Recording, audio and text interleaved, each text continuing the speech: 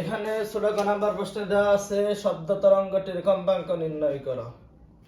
আর বড় কথা দেওয়া আছে এস উৎস থেকে প্রতিধ্বনি শোনা যাবে কিনা গাণিতিকভাবে ব্যাখ্যা করো। উদ্দীপকে কি দেওয়া আছে? এস উৎস থেকে শব্দ করা হলো, আর এখানে পর্যায়কাল 0.0125 সেকেন্ড দেওয়া আছে। সংকুচন প্রসারণ, সংকুচন প্রসারণ আর সংকুচন মানে কি, এই চিত্র দ্বারা কি বোঝায়? আর এখানে দেওয়া আছে শব্দের তরঙ্গ দৈর্ঘ্য 1.7 মিটার এবং উৎস হতে প্রতিফলকের দূরত্ব সমান সমান 16 মিটার।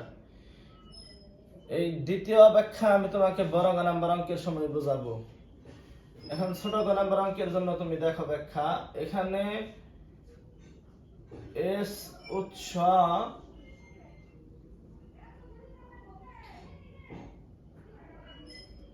এই এস উৎস থেকে শব্দ করা হলো।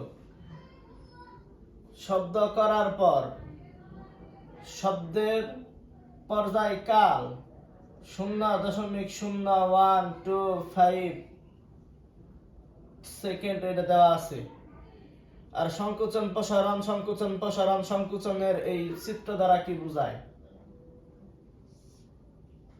এই চিত্র আমি তোমাকে বুঝাই। এই হচ্ছে সংকুচন, আর এই হচ্ছে প্রসারণ, আর এই হচ্ছে সংকুচন, আর এই হচ্ছে প্রসারণ, আর এই হচ্ছে সংকুচন।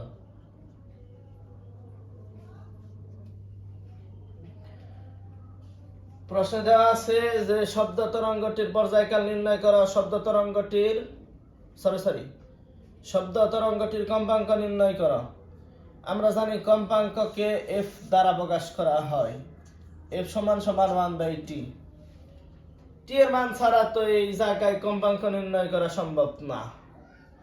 উদ্দীপকে এখানে পর্যায়কাল দেওয়া থাকার কারণে একটা সংকুচন একটা প্রসারণের বদলে একটা পর্যায়কাল লেখা যায়, একটা সংকুচন একটা প্রসারণের বদলে একটা পর্যায়কাল লেখা যায়, একটা সংকুচনের বদলে পর্যায়কালের অর্ধেক লেখা যায়। এই সবগুলো যোগ করবা সমান সমান তুমি কত দিবে? 0.0125 সেকেন্ড দিবে। যদি এখানে পর্যায়কাল না দিয়া যদি তরঙ্গ দৈর্ঘ্য দেওয়া থাকতো, তাহলে আমরা একটা সংকুচন একটা প্রসারণের বদলে একটা তরঙ্গ দৈর্ঘ্য লিখতাম ল্যামডা, আর একটা সংকুচন একটা প্রসারণের বদলে আবার একটা তরঙ্গ দৈর্ঘ্য লিখতাম, সংকুচনের বদলে তরঙ্গ দৈর্ঘ্যের অর্ধেক লিখতাম। এখানে পর্যায়কাল দেওয়া থাকার কারণে এখানে পর্যায়কাল দিয়া বিবেচনা করা লাগবে। তাহলে গ নাম্বার দিয়া তুমি লিখবা প্রশ্ন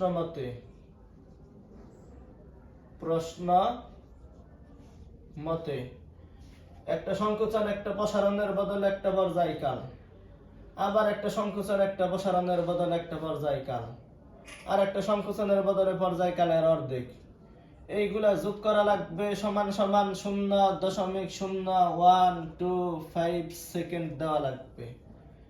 এটা ক্যালকুলেশন করে তুমি টি এর মান বের করবা। টি এর মান বের করার পর তুমি কম্পাঙ্ক বের করবা এফ সমান সমান 1/t সূত্র দিয়ে। এখানে একটা টি যোগ করলে টি কয়টা? 2টা টি, তারপরে প্লাসের t/2 সমান সমান 0.012 আর কত সেকেন্ড? 5 সেকেন্ড। লসাগু করি। এই দাগ আমি বড় আকারে দিলাম, এখান থেকে 2 কমন নিলাম, এই 2 আর এই 2টা টি গুণন করা লাগবে। গুণন করলে 2 তে গুণে কয়টা টি?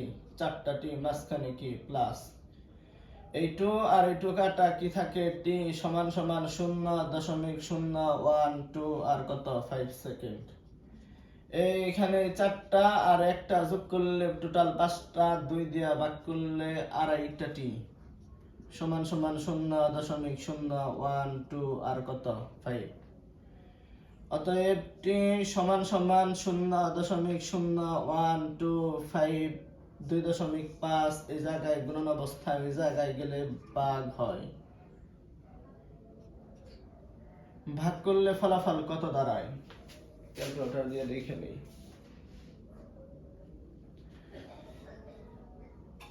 5 গুণন 10 ইনভার্স 3। 5 গুণন 10 ইনভার্স 3 সেকেন্ড। এখানে প্রশ্নে কম্পাঙ্ক নির্ণয় করতে বলা হয়েছে, অতএব কম্পাঙ্ক f সমান সমান 1/t সমান সমান 1 ডিভাইডেড বাই t আছে। t এর মান কত বের করছিলাম? 5 গুণন 10 ইনভার্স 3 সমান সমান এই 1 কে 5 গুণন 10 ইনভার্স 3 দিয়ে ভাগ করলে ফলাফল কত হয়? 200 হয়। হার্স। এটা आंसर। তারপর বর্গ প্রশ্নে কি দেওয়া আছে? বর্গতে দেওয়া আছে উৎস থেকে প্রতিধ্বনি শোনা যাবে কিনা গাণিতিকভাবে ব্যাখ্যা করো।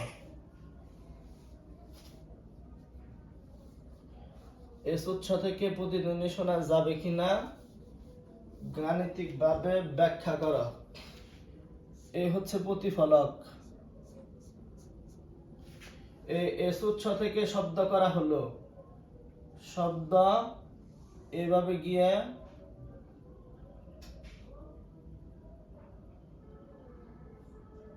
বাড়ি খায়, এই প্রতিফলকে বাড়ি খেয়ে আবার রিটার্ন আসে।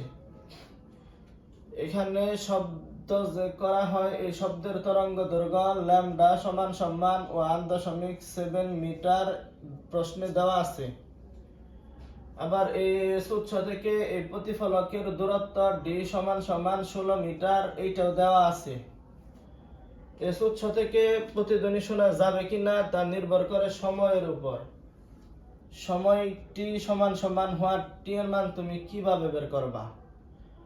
এই তুমি যে উৎস থেকে শব্দ করছো, শব্দের একটা বেগ আছে, এই বেগের মান বের করা লাগবে। বেগ তুমি কিভাবে বের করবা? আমরা গ নাম্বার অঙ্ক থেকে পাইছি যে শব্দ করছিলাম, এই শব্দের কম্পাঙ্ক f সমান সমান 200 হার্জ।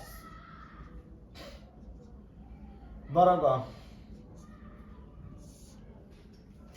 আমরা ছোট গ নাম্বার অঙ্ক থেকে পাইছি, আমরা যে উৎস থেকে শব্দ করছিলাম, এই শব্দের কম্পাঙ্ক f সমান সমান 200 হার্জ। এটা ছোট গ নাম্বার অঙ্কে বের করছিলাম। এই উৎস থেকে যে শব্দ করছিলাম, এই শব্দের তরঙ্গ দৈর্ঘ্য ল্যামডা সমান সমান 1.7 মিটার এবং কি দূরত্ব d সমান সমান 16 মিটার। এখন এই উৎস থেকে প্রতিধ্বনি শোনা যাবে কি যাবে না তা নির্ভর করে সময়ের উপর। কারণ আমরা জানি শব্দ শোনার ন্যূনতম সময় হচ্ছে 0.1 সেকেন্ড। যদি টি এর মান 0.1 সেকেন্ড হয় বা তার বেশি হয়, শব্দ শোনা যাবে। 0.1 থেকে কম হলে শব্দ শোনা যাবে না। এই টি এর মান যদি বের করতে চাই, তাহলে শব্দের বেগ বের করা লাগবে। আমরা জানি শব্দের বেগ v সমান সমান f, ল্যামডা সমান সমান f এর মান কত? 200 গুণন ল্যামডা আছে, ল্যামডা এর মান কত? 1.7 গুণন করলে ফলাফল কত দাঁড়ায়?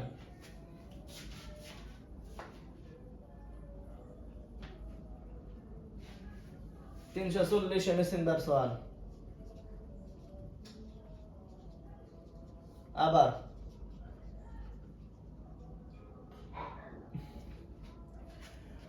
আমাকে টি এর মান বের করতে বলা হয়েছে। টি এর তো নিজস্ব কোনো সূত্র নাই, ডি এর একটা সূত্র আছে। আমরা জানি ভিটি সমান সমান 2d। অতএব এখান থেকে টি এর মান বের করা লাগবে। 2d ভি জায়গা থেকে ওই জায়গায় গেলে ভাগ হয়, সমান সমান 2 গুণন ডি আছে। ডি এর মান কত মিটার? 16 মিটার। আর এখানে ভি আছে, ভি এর মান কত বের করছিলাম? 340। ভাগ করলে ফলাফল কত হয়?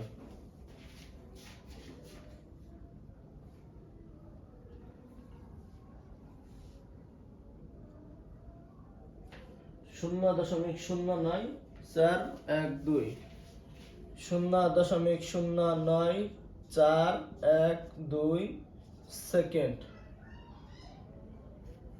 এই 2 কে 0 দিয়ে গুণন করে 340 দিয়ে ভাগ করলে এই সংখ্যা আসে, যা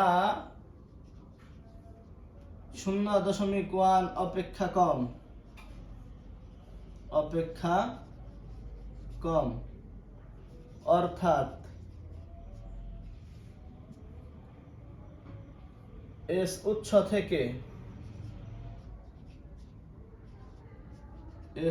থেকে প্রতিধ্বনি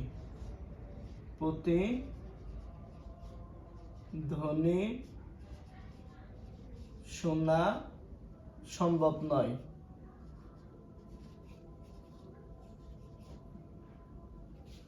এতটুকু ব্যাখ্যা দিয়ে দিবে। শেষ।